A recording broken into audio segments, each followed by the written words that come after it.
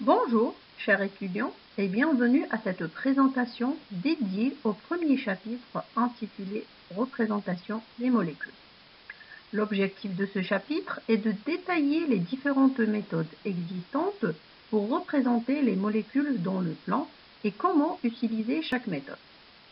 On va donc commencer par la formule brute, qui est la représentation la plus simple d'une molécule.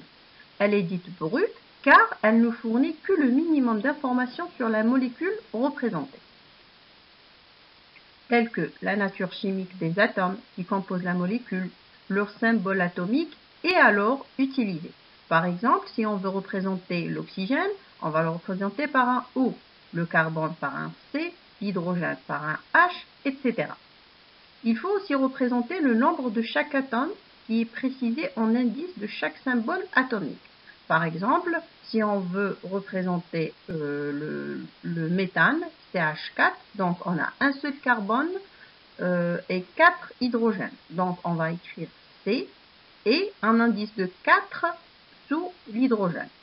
Il faut donner comme remarque que lorsqu'il n'y a pas de nombre en indice d'un atome, cela sous-entend qu'un seul atome est présent. C'est exactement comme l'exemple dont je viens de citer. Donc le méthane, c'est le CH4. On a un seul atome de carbone, on ne mentionne pas le 1, mais on a 4 atomes d'hydrogène, donc on mentionne en indice le chiffre 4. La deuxième façon ou manière de présenter une molécule est la formule développée. Donc, comme on l'a déjà dit, la formule brute ne donne aucune indication sur la répartition des atomes dans la molécule. Mais, à partir de cette formule brute, il est possible d'aller plus loin dans le développement et d'écrire la formule développée de cette molécule. Celle-ci va alors donner des indications sur la répartition des atomes dans la molécule, ainsi que sur les liaisons covalentes qui existent entre les différents atomes. Par exemple, on vient de voir sur la figure la formule brute qui est écrite à gauche, CH4, et la formule développée où on doit mentionner tous les atomes qui entourent le carbone. Il faut savoir que pour représenter une formule développée d'une molécule, on utilise la symbolisation de Lewis. Donc, dans cette symbolisation, la liaison covalente simple est représentée par un trait, tandis qu'une liaison covalente double est représentée par deux traits parallèles et de même longueur. Si on veut donner l'exemple d'une liaison triple, par exemple un alcyne, elle est représentée par 3 traits. Un doublé libre est également représenté par un trait. Cette représentation est plane et ne se rend pas compte de la géométrie de la molécule. On donne comme exemple les formules développées de l'éthane, de formule brute C2H6 et du dioxyde de carbone CO2. Comme on peut le voir, donc le C2H6, on représente les liaisons par des liaisons covalentes simples pour faire la liaison entre le carbone et l'hydrogène, tandis que par rapport au dioxyde de carbone, on a une double liaison entre le carbone et l'oxygène, donc on le représente par deux traits parallèles. On peut passer maintenant à la troisième formule qui est la formule semi-développée. Cette forme de représentation d'une molécule est un intermédiaire entre la formule brute et la formule développée. Un peu plus compacte que la formule développée, mais un peu plus détaillée que la formule brute.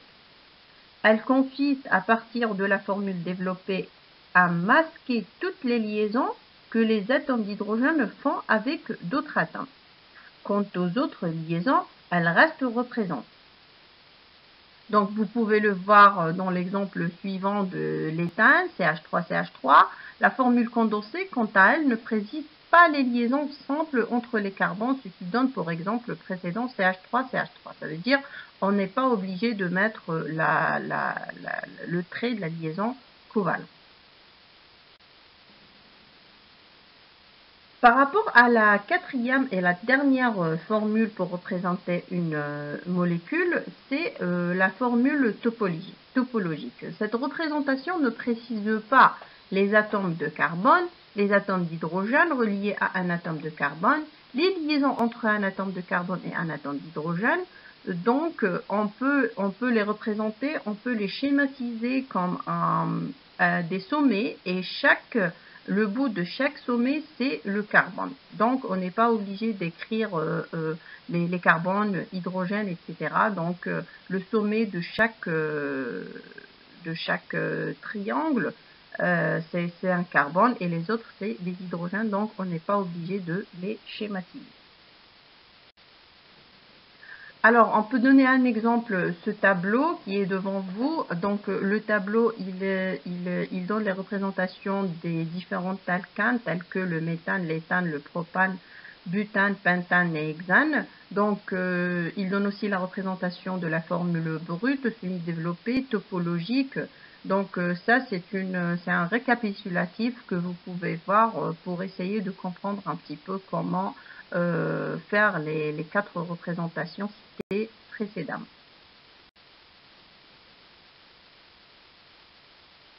Aussi, ce schéma est une récapitulation pour un exemple donné qui est le propane, c'est C3H8. Donc, la formule brute, on l'écrit comme suit, C3H8. La formule développée, on doit montrer toutes les liaisons qui se trouvent entre le carbone et l'hydrogène. La formule combinée ou semi-développée, c'est la même chose, donc elle a 2 noms. Combiné et semi-développé. Donc, on écrit tout condensé, donc on ne met pas les liaisons. Et par rapport à la formule topologique, on n'écrit rien, juste un schéma qui montre, comme j'ai dit précédemment, le sommet de chaque triangle représente le C et on n'est pas obligé de représenter les hydrogènes qui se trouvent dans la molécule. Afin de passer aux connaissances plus approfondies, il faut savoir que les représentations comme la formule brute, la formule développée et la représentation de Lewis permettent de rendre compte de la composition d'une molécule, de l'enchaînement des atomes et de la présence des doublés non liants, mais elles ne fournissent pas d'informations sur la répartition spatiale des atomes dans une molécule.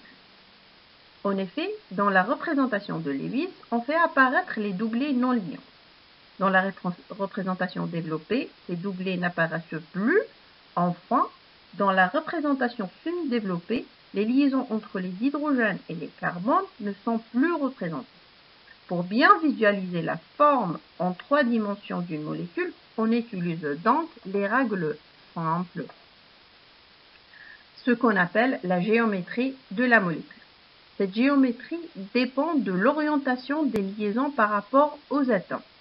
Les doublés liants et non liants sont donc responsables de la géométrie de la molécule. En effet, ces doublés sont constitués d'électrons chargés négativement, qui ont tendance à se repousser.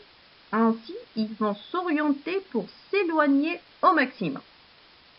Il faut retenir donc qu'une molécule adopte la géométrie qui lui confère la plus grande stabilité en éloignant le plus possible les uns des autres les doublés liants et non liants.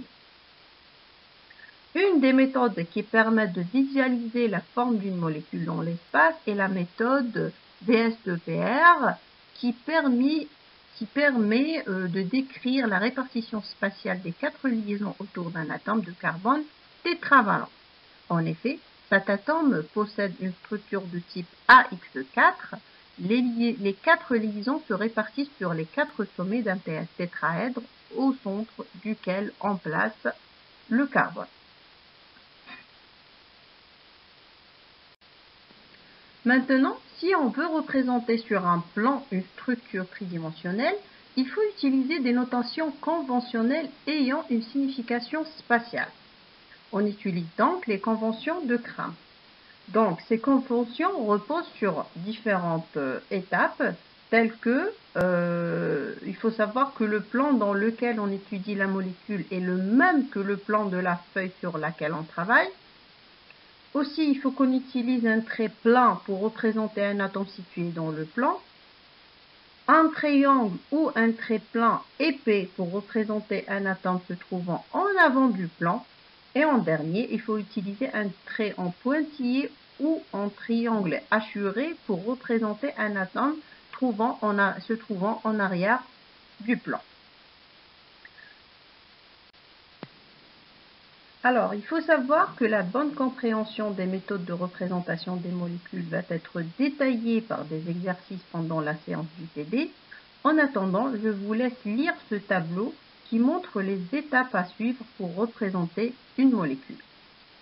Je vous dis donc à très bientôt, Inch'Allah.